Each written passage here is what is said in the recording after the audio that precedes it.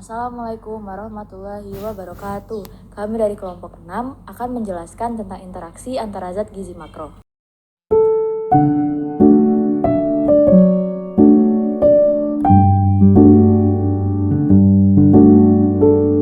Pada pendahuluan, zat gizi dibagi menjadi dua kategori, zat gizi makro dan zat gizi mikro. Zat gizi makro itu diperlukan dalam jumlah besar, yaitu dalam satuan gram per orang per hari, dan mencakup karbohidrat, protein, serta lemak. Sementara itu, zat gizi mikro diperlukan dalam jumlah kecil, yakni dalam satuan miligram per orang per hari, dan terdiri dari berbagai vitamin serta mineral.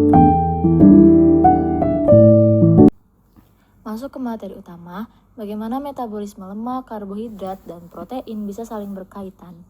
Nah, metabolisme karbohidrat, lemak, dan protein sangat terintegrasi dengan asetil-CoA yang berfungsi sebagai molekul perantara utama atau gerbang universal yang menghubungkan ketiganya menuju tujuan akhir yang sama, yaitu produksi ATP atau energi melalui siklus Krebs dan fosforilasi oksidatif. Karbohidrat dipecah menjadi glukosa masuk ke jalur melalui pirufat yang kemudian diubah menjadi asetil-CoA. Glukosa yang berlebihan dapat dengan mudah diubah menjadi lemak atau lipogenesis karena asetil-CoA adalah prekursor sintesis asam lemak. Lemak dipecah menjadi asam lemak dan gliserol, memasuki jalur energi melalui beta oksidasi yang menghasilkan asetil-CoA dalam jumlah besar, sedangkan gliserol dapat memasuki jalur karbohidrat atau gluconeogenesis, namun asam lemak sendiri tidak dapat diubah kembali menjadi glukosa, meskipun lemak dapat disintesis dari kelebihan karbohidrat. Protein dipecah menjadi asam amino, utamanya digunakan untuk struktur, tetapi kerangka karbon dari asam amino dapat masuk ke jalur energi pada berbagai titik, baik sebagai pirufat, zat antara siklus Krebs yang menghasilkan glukosa melalui gluconeogenesis, atau sebagai asetil-CoA, dan dapat diubah menjadi lemak jika asupan keseluruhannya berlebihan. Pada proses metabolisme, molekul dan enzim memiliki peran penting dalam mengubah zat gizi menjadi energi atau senyawa lain yang dibutuhkan tubuh. Yang pertama itu adalah metabolisme karbohidrat. Proses ini dimulai dari glikolisis, yaitu tahap pemecahan glukosa menjadi pirufat. Proses ini dikatalis oleh beberapa enzim seperti heksokinase dan fosfofruktokinase. Selanjutnya, pirufat diubah menjadi asetil-CoA melalui kompleks enzim PDC. Asetil-CoA ini kemudian masuk ke dalam siklus Krebs untuk menghasilkan energi dalam bentuk ATP. Selain itu, pirufat juga bisa diubah menjadi oksaloasetat melalui enzim PCA yang berperan dalam pembentukan glukosa kembali. Kemudian yang kedua adalah metabolisme lemak. Dalam sintesis lemak, asetil-CoA akan diubah menjadi malonil-CoA oleh enzim ACC. Setelah itu, enzim FAS mengubah malonil-CoA menjadi asam lemak untuk menghasilkan energi.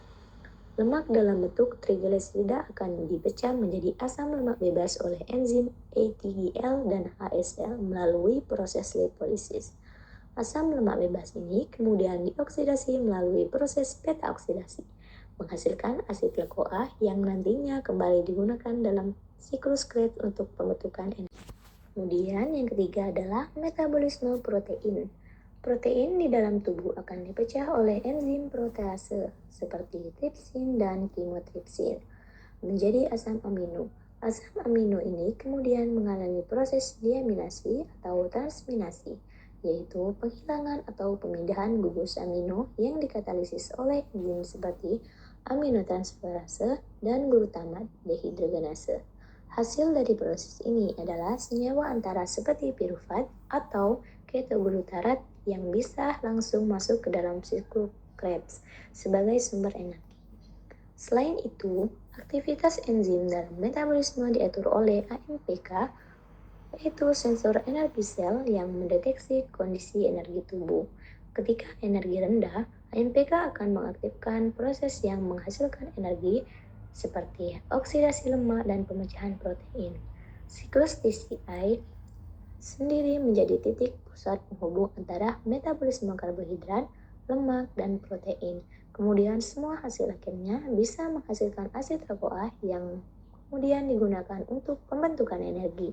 Dengan kata lain, Metabolisme protein membantu menjaga homeostasis energi, terutama saat cadangan karbohidrat atau lemak sedang rendah. Kemudian, faktor-faktor yang mempengaruhi interaksi metabolisme zat gizi makro. Yang pertama, rasio makronutrien dan dampaknya. Perbandingan antara karbohidrat, protein, dan lemak dalam makanan sangat mempengaruhi arah metabolisme tubuh.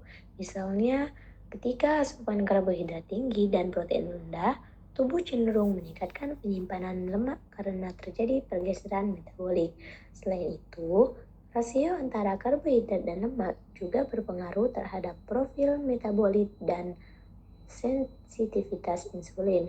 Manipulasi rasio ini bisa mengubah cara tubuh merespons. Yang kedua, ada kualitas atau jenis makronutrien. Jenis lemak dan protein juga berpengaruh pada metabolisme. Lemak tak jenuh ganda lebih baik dibanding lemak jenuh karena lebih mendukung metabolisme energi. Sementara itu, asupan protein berlebihan, terutama asam amino bercadang BCAA, dapat mengganggu proses oksidasi lemak. Artinya, bukan cuma jumlah, tapi juga jenis makronutrien yang dikonsumsi harus diperhatikan agar metabolisme tetap seimbang. Kemudian, yang ketiga ada peran hormon metabolik. Hormon seperti insulin, glukagon, IGF-1, dan VGF-21 berperan penting dalam mengatur keseimbangan energi dan pertumbuhan jaringan. Insulin membantu penyerapan glukosa setelah makan, sedangkan glukagon meningkatkan pemecahan glikogen saat kadar gula darah rendah.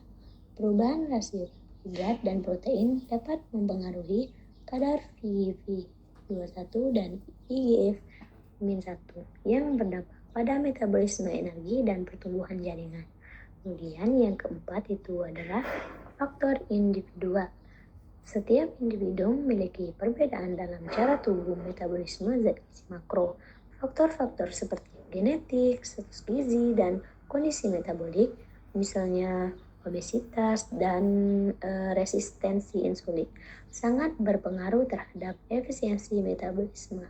Contohnya seperti seseorang dengan variasi genetik tertentu bisa memiliki respon berbeda terhadap kombinasi makronutrien. Ada yang cepat menyimpan lemak, dan ada juga yang lebih efisien membakarnya. Hal ini juga dapat mempengaruhi risiko terhadap penyakit metabolik seperti diabetes tipe 2 atau sindrom metabolik. Dalam metabolisme zat gizi makro, organ tubuh bekerja saling terhubung untuk menjaga keseimbangan energi. Hati berperan utama dalam mengatur glikogenesis, glikogonolisis, lipogenesis, glukogenesis, serta glukosa, asam lemak, dan asam amino menjadi energi. Otot menyimpan glikogen dan memanfaatkan glukosa serta asam lemak untuk menghasilkan energi. Juga berperan dalam sintesis dan pemecahan protein. Jaringan adiposa menyimpan trigliserida dan melepaskan asam lemak saat energi dibutuhkan. Pankreas mengatur kadar glukosa ke darah melalui hormon insulin dan glikagon. Ginjal membantu glikogenesis menjaga keseimbangan asam basa, sedangkan sistem pencernaan mencerna zat gizi untuk diserap oleh tubuh secara sederhana. Secara keseluruhan, kerjasama dalam antar organ ini memastikan metabolisme karbohidrat, lemak, dan protein berjalan efisien untuk menghasilkan energi sesuai kebutuhan tubuh. Dapat disimpulkan, metabolisme karbohidrat, lemak, dan protein saling terintegrasi melalui asetil-CoA sebagai penghubung utama menuju pembentukan ATP melalui siklus TCA dan fosforilase oksidatif. Ketiga jalur ini diatur oleh berbagai enzim hormon seperti insulin, glikogen, dan AMPK, serta faktor genetik dan kualitas mikronutrien. Organ seperti hati, otot, jaringan adiposa, pankreas, dan ginjal berperan penting dalam menjaga keseimbangan energi tubuh. Kombinasi rasio karbohidrat, lemak, dan protein dalam diet sangat mempengaruhi efisiensi metabolisme, aktivitas insulin, serta risiko gangguan metabolik. Dengan demikian, keseimbangan asupan gizi dan regulasi antar organ menjadi kunci utama untuk mempertahankan harmonitas energi dan kesehatan metabolik tubuh. Sekian dari kami, terima kasih.